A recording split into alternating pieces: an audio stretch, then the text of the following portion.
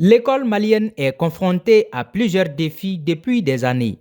Parmi ces difficultés, le phénomène des notes sexuellement transmissibles en milieu scolaire révèle des chiffres accablants. Selon une étude récente de l'Institut national de la statistique INSAT en 2022, 32,1% des violences basées sur le genre sont liées aux notes sexuellement transmissibles à l'école. Souvent, on joue sur le fait que les élèves sont sensibles à certains chantages, parce que c'est du chantage, il faut le dire. Tu viens, tu me donnes ça, je te donne ça. Moi, j'essaie de traduire ça comme ça. Donc, il y a l'enseignant, il y a l'élève. Mais il faut dire que c'est également à un certain niveau que les choses se passent. L'acceptation de l'élève, l'acceptation consciente, sur la base évidemment de ce qui lui est proposé, la note, mais il y a des niveaux où ça ne se passe pas de façon consentante, où c'est du viol pur et simple.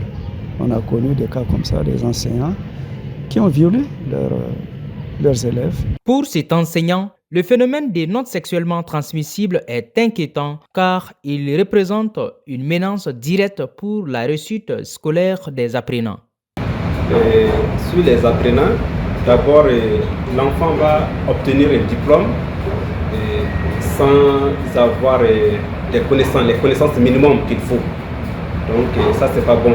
Ensuite, ça peut mettre en danger sa vie. Et puis les conséquences de ces sont très vastes. Certains apprenants victimes préfèrent le silence pour ne pas subir l'humiliation. Pour cet enseignant à la retraite et administrateur scolaire, cette pratique doit être résolue avec sagesse. La déontologie dans les écoles de formation de maîtres, c'est dit clairement que aucun rapport contre nature ne doit exister entre le maître et son élève. C'est inacceptable, ça viole bien entendu. Le premier droit des enfants, c'est d'être suivi, d'être éduqué.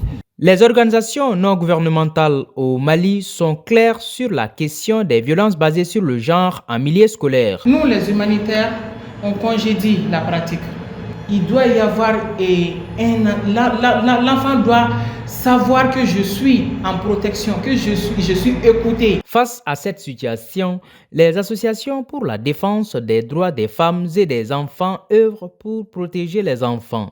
En attendant une prise de conscience collective, beaucoup d'enfants sont victimes de cette violence à travers le Mali. Comme le dit l'autre, l'éducation est un droit pour tous. C'est pourquoi une société sécurisée commence par les femmes en sécurité.